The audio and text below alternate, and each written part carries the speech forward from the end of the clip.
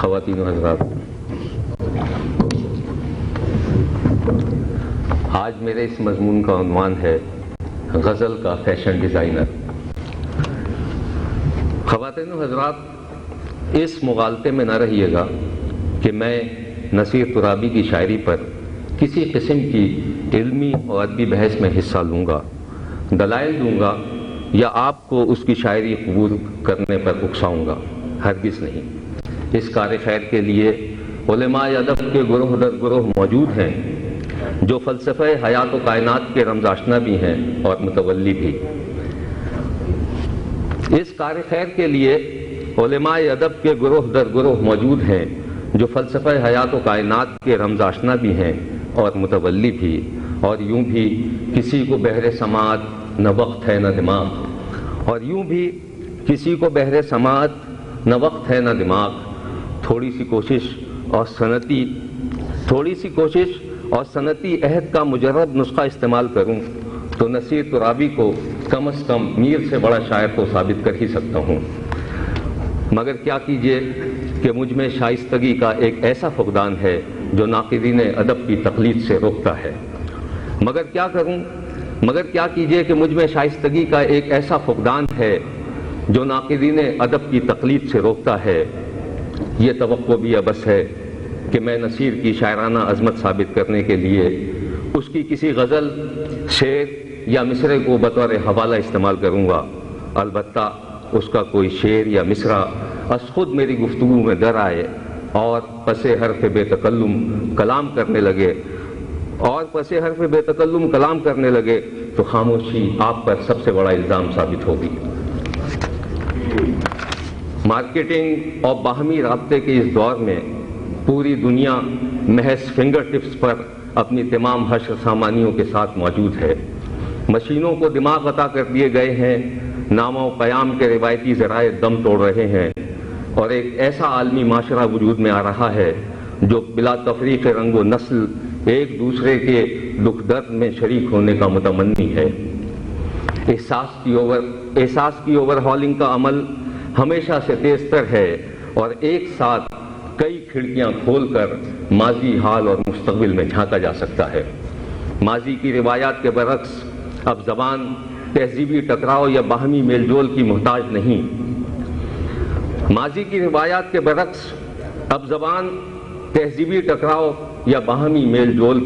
نہیں۔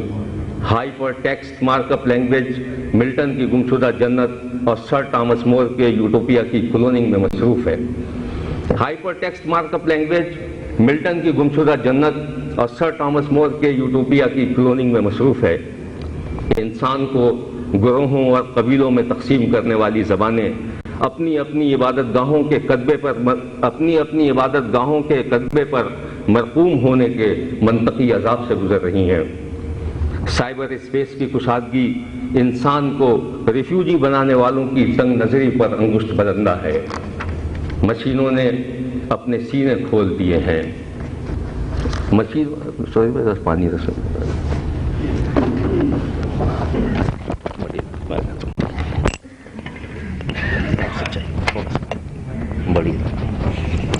انسان کو ریفیوجی بنانے والوں کی تنگ نظری پر انگشت بدندہ ہے۔ مشینوں نے اپنے سینے کھول دیے ہیں اور چاک گریباں اپنے حقیقی معنوں میں بلحوثی کی شرم سے آزاد ہو چکا۔ اب مشینوں کی حکومت دل کے لیے موت کی بجائے اس کی دلداری میں مصروف ہے۔ عہد رفتہ کے بڑے بڑے شاعرانہ بوتیک کلاسیکی آرٹ گیلری کا حصہ بن چکے۔ زندگی نئے زاویے سے جلوہ گر ہے۔ سائبر سٹی کی نیشنلٹی کا حقدار ٹھہرایا جانے والا انسان مذہبی و علاقائی جبر کی زنجیر سے آزاد ہونے کی شرط پوری کر چکا۔ خیال کی ماڈلنگ اور الفاظ کی کیٹ واک شروع ہو چکی۔ شاعری کے نام پر احساس کی توہین اور جذبات کی تضحیک کرنے والوں کو شہرت کی سزا دی جا چکی۔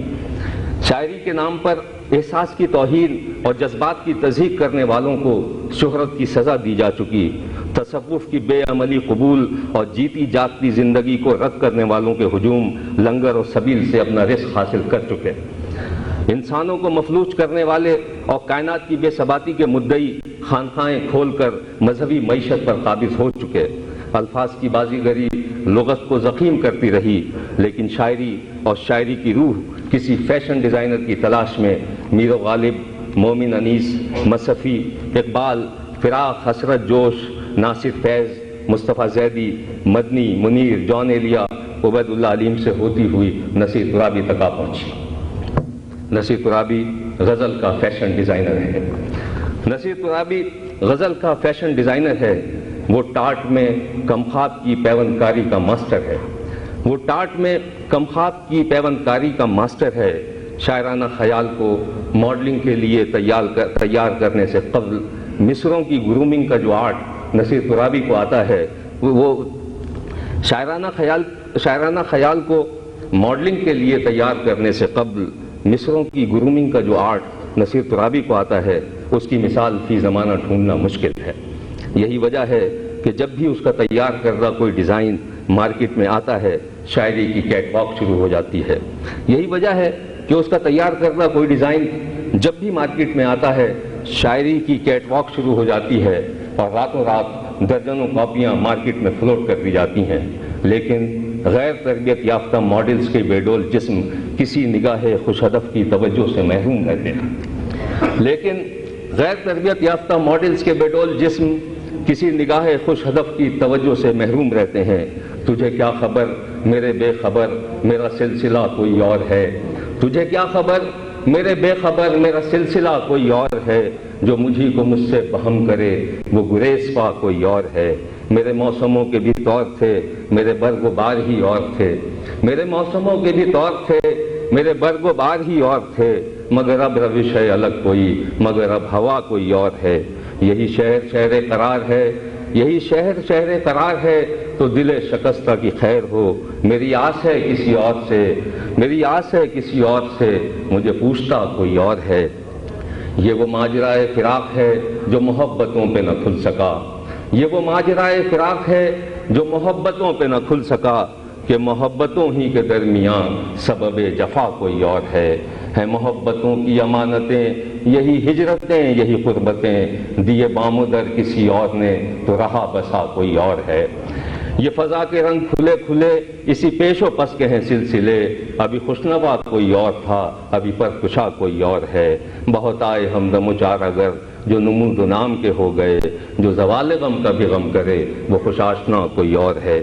یہ نصیر شام سپردگی کی اداس اداس سی روشنی، بکنارے گل ذرا دیکھنا یہ تمہیں ہو یا کوئی اور ہے۔ یہ 1977 کا ڈیزائن تھا، جس کے مصروں میں سلما ستاروں کے علاوہ کروشیا کے کام کی جھالر بھی ٹانک دی گئی۔ نصیر کا ذہن جدت طراز ہمہ وقت نت نئے ڈیزائن کی تلاش میں رہتا ہے، اکثر و بیشتر کسی کلاسیکی بوتیک کا ڈیزائن رینوویٹ کرتا ہے۔ اس کے خام مال کی فیکٹری کا راستہ رجگوں، دلداریوں، شام اور اس کی آوارگیوں، نیم وا دریچوں، چاندنی راتوں، دل شکن یادوں، سوال آشنا ناموں، ہم رہی کے خوابوں اور سادگی کے رنگوں کے درمیان سے گزرتا ہے۔ پہلا سہال پہلی سی وحشت نہیں رہی، شاید کہ تیرے ہجر کی عادت نہیں رہی۔ شہروں میں ایک شہر میرے رجگوں کا شہر، کوچے تو کیا دلوں میں ہی وسعت نہیں رہی۔ لوگوں میں میرے لوگ، شہروں میں ایک شہر میرے رجگوں کا شہر، کوچے تو کیا دلوں ہی میں وسعت نہیں رہی۔ لوگوں میں میرے لوگ وہ دلداریوں کے لوگ، بچھڑے تو دور دور رقابت نہیں رہی۔ شاموں میں ایک شام وہ آوارگی کی شام، اب نیم وا دریچوں کی حسرت نہیں رہی۔ لوگوں میں میرے لوگ وہ دلداریوں کے لوگ، بچھڑے تو دور دور رقابت نہیں رہی۔ شاموں میں ایک شام وہ آوارگی کی شام، اب نیم وا دریچوں کی حسرت نہیں رہی، اب نیم وا دریچوں کی حسرت نہیں رہی۔ یاروں میں ایک یار وہ یاریوں کا یار، ملنا نہیں رہا تو شکایت نہیں رہی۔ جب میں کسی شاعر کو یہ دعویٰ کرتے سنتا ہوں کہ وہ اسی مقام پر پھولوں کا رس چوسنے کے لیے پڑا رہتا ہے جہاں شہد کی مکھی اپنا رزق حاصل کرتی ہے، تو یہ مبالغہ میرے ذہن کو زمان و مکان کی قید اور عصری آگہی کی مبہم ٹرمینالوجی سے بہت دور ایک ایسی فضا میں لے جاتا ہے جہاں زندگی کی طلب بڑھ جاتی ہے، ڈپریشن اور نرگسیت کا خاتمہ ہو جاتا ہے، قوت متخیلہ زمانے کی روش سے بھی تیز تر ہو جاتی ہے۔ مجھے یہ تو نہیں معلوم کہ احساس کی یہ سطح شاعری ہے، لیکن اتنی خبر ضرور ہے کہ یہ شاعری کے سوا اور کچھ نہیں۔ لیکن اتنی خبر ضرور ہے کہ یہ شاعری کے سوا اور کچھ نہیں۔ Where the bee sucks, there suck I. In a cowslip bell I lie. On the bat's back I do fly. After summer, merrily, merrily shall I live now under the blossom that hangs on the bough. یہ Shakespeare تھا جو حقائق سے کوسوں دور ایک ایسے مبالغے سے گزر رہا تھا جہاں تک رسائی صرف شاعری کے ذریعے ہی ممکن ہے۔ ڈبلیو بی ایٹس اپنی محبوبہ کے قدموں تلے جنت کی فیکٹری کا قالین بچھانے کی خواہش میں آہیں بھرتا نظر آتا ہے، لیکن اپنی محرومی کو تخیل کی رانائی سے رنگین کر کے اپنے خوابوں کی بساط محبوبہ کے لیے فرش راہ کر دیتا ہے۔ یہ محرومی حقائق اور عصری آگہی کا زہر پی لیتی تو شاعری کے بجائے وائلنس بن جاتی۔ یہ محرومی حقائق اور عصری آگہی کا زہر پی لیتی تو شاعری کے بجائے وائلنس بن جاتی، یا تصوف کی ٹوپی اوڑھ کر سرے بازار تماشا دکھانے نکل کھڑی ہوتی۔ مجھے محسوس ہوا کہ شاعری ڈپریشن کا سب سے بڑا علاج ہے۔ Had I the heavens embroidered clothes and wrought with the golden and silver light, the blue and the dim and the dark clothes, in night and light and the half light, it would spread I would spread the clothes under your feet. But I being poor have only my dreams. I have spread my dreams under your feet. Tread softly because you tread on my dreams. John Donne ایک ایسے سوگ میں شریک ہے جہاں جانے والوں کو الوداع کہنے کی ممانعت ہے۔ نفسیاتی حقائق کے برعکس مبالغے کا یہ پہلو بھی احساس کو متحرک کرتا ہے اور فنا کے خوف سے نکال کر زندگی کی طرف لے جاتا ہے۔ مجھے یہ تو نہیں معلوم اس کیفیت کا نام کیا ہے، لیکن اتنا احساس ضرور ہے کہ یہ شاعری کے سوا کچھ نہیں۔ The virtuous man pass mildly away. The virtuous man pass mildly away and whisper to their soul to go, while some of their sad friends do say, now his breath goes, and some say no. So let's melt and make no noise. The tear flood, no tear flood, no sigh tempest move. It were profanation of our joys to tell lady our love. Naseer ترابی کیسا شاعر ہے یہ تو مجھے معلوم نہیں، البتہ اس کا کلام ہے جان کو سکوت، سکوت کو تحریک، خواہش کو ہوس، بے دلی کو خوش دلی، علم کو نشاط، وفا کو بے وفائی، سادگی کو چالاکی بلکہ عیاری، معنی کو لفظ، آشنائی کو اجنبیت اور رشک کو حسد میں تبدیل کر دیتا ہے۔ نصیر ترابی کیسا شاعر ہے یہ تو مجھے معلوم نہیں، البتہ اس کا کلام ہے جان کو سکوت، سکوت کو تحریک، خواہش کو ہوس، بے دلی کو خوش دلی، علم کو نشاط، وفا کو بے وفائی، سادگی کو چالاکی بلکہ عیاری، معنی کو لفظ، آشنائی کو اجنبیت اور رشک کو حسد میں تبدیل کر دیتا ہے۔ تھی بے دلی بھی راہ میں دیوار کی طرح، لہرائی ایک صدا کے دریچہ سا ہو گیا، وہ ہم سفر تھا مگر اس سے ہم نوائی نہ تھی، کہ دھوپ چھاؤں کا عالم رہا جدائی نہ تھی، ملنے کی طرح مجھ سے وہ پل بھر نہیں ملتا، دل اس سے ملا جس سے مقدر نہیں ملتا۔ آئیں گے لوٹ کر کہاں بیتے دنوں کے کارواں، آئیں گے لوٹ کر کہاں بیتے دنوں کے کارواں، گرد بھی ساتھ لے گئے ناقہ سوار و سارباں۔ آئیں گے لوٹ کر کہاں بیتے دنوں کے کارواں، گرد بھی ساتھ لے گئے ناقہ سوار و سارباں، باد صبا وہ آہٹیں باد صبا وہ دستکیں، باد صبا وہ آہٹیں باد صبا وہ دستکیں، کچھ تو جزائے ہم رہی ایسی بھی کیا اداسیاں، تکیہ کرو مسافرو سایہ ابرو بات پر، تکیہ کرو مسافرو سایہ ابرو بات پر، دیکھو زمین کو اوڑھ کر سو بھی چکی حویلیاں، تکیہ کرو مسافرو سایہ ابرو بات پر، تکیہ کرو مسافرو سایہ ابرو بات پر، دیکھو زمین کو اوڑھ کر سو بھی چکی حویلیاں، کم سخن ہو کے بھی لبریز سخن ہے گویا، اب کے گہرا ہے بہت غمزہ غماز کا رنگ، دلربائی میں رہی چہرہ خاموش کی بات، خوشنمائی میں رہا تانۂ تناس کا رنگ، خم بخم راستے درمیاں مرحلے، ایک طرف بے دلی ایک طرف حوصلے، خم بخم راستے درمیاں مرحلے، ایک طرف بے دلی ایک طرف حوصلے، ڈھونڈتا ہوں تجھے عمر گم گشتہ پا، تو کہاں رہ گئی میں کہاں آ گیا، احوال واقعی کو تکلم ہے کیا ضرور، اپنا سکوت ہی خبر آمیز ہے بہت، اب کیا سخن کا ذائقہ مذکور ہو نصیر، کٹنے لگی زباں کے نمک تیز ہے بہت، اب کیا سخن کا ذائقہ مذکور ہو نصیر، کٹنے لگی زباں کے نمک تیز ہے بہت، کئی موسم آ کے مہکے کئی دور آ کے چہکے، نہ رواج شہر بدلا نہ سلوک شہر یاراں، یہاں چاک پیرہن پر بڑی کج گمانیاں ہیں، یہاں وصف صد ہنر ہے یہ لباس وزاداراں، یہاں چاک پیرہن پر بڑی کج گمانیاں ہیں، یہاں وصف صد ہنر ہے یہ لباس وزاداراں، وہ ہو میر عشق پیشہ کہ نصیر میر پیشہ، یہاں راس ہی نہ آئی کوئی سید دل فگاراں، یہاں راس ہی نہ آئی کوئی سید دل فگاراں، ملبوس شاعری پر انوکھے اور خوشنما بیل بوٹے کاٹنے کا آرٹ نصیر کا سب سے بڑا وصف ہے۔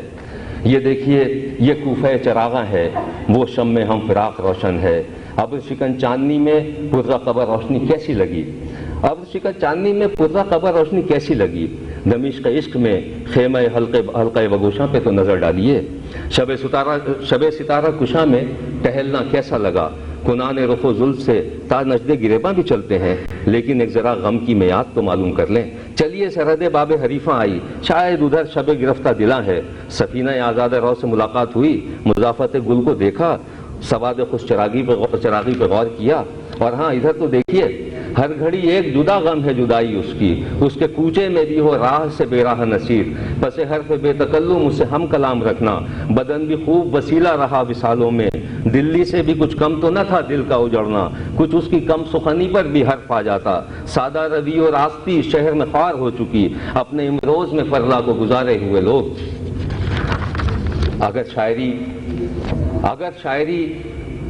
اگر شاعری واقعی انسانی کیفیت تبدیل کرنے اور برڈن سے آزاد کرنے کا نام ہے تو یقین کیجئے میں اسی احساس سے گزر رہا ہوں، خیال در خیال، کیفیت در کیفیت، ایک لطیف اور ناقابل بیان روشنی کی سرنگ سے گزرتے ہوئے وجود اور عدم وجود کے ذائقے سے ناآشنا، انجام کے اندیشے سے بے نیاز ایک ایسے آغاز میں اڑ رہا ہوں جو زمان و مکان کی قید سے آزاد ہے۔ مجھے یہ تو نہیں معلوم کہ یہ شاعری ہے، لیکن اتنا یقین ضرور ہے کہ یہ شاعری کے سوا اور کچھ نہیں ہے۔ ادب کے طالب علم کی حیثیت سے نصیر کی کاریگری کا جائزہ لیتا تو بات شروع ہو کر ختم ہو چکی ہوتی، ادب کے طالب علم کی حیثیت سے نصیر کی کاریگری کا جائزہ لیتا تو بات شروع ہو کر ختم ہو چکی ہوتی، لیکن احساس کی آنکھ سے دیکھے جانے والے منظر کبھی ختم نہیں ہوتے۔ حافظ نے 700 برس، میر نے کم و بیش 250 اور غالب نے 150 برس سے کوئی شعر نہیں لکھا، لیکن ان کے رنگ تیز سے تیزتر ہوتے جاتے ہیں، ہو جاتے ہیں۔ بڑے ادب کے طالب علم کی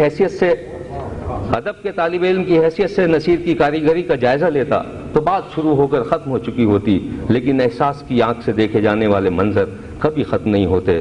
حافظ نے 700 برس، میر نے کم و بیش 250 اور غالب نے 150 برس سے کوئی شعر نہیں لکھا، لیکن ان کے رنگ تیز سے تیزتر ہوتے جاتے ہیں۔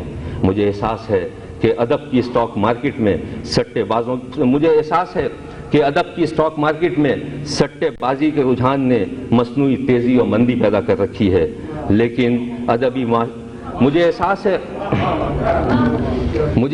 ہے کہ ادب کی اسٹاک مارکیٹ میں سٹے بازی کے رجحان نے مصنوعی تیزی اور مندی پیدا کر رکھی ہے، لیکن ادبی معاشیات کے استحکام کے لیے جن شاعروں نے احساس کی سرمایہ کاری کی ہے ان میں نصیر بھی شامل ہے۔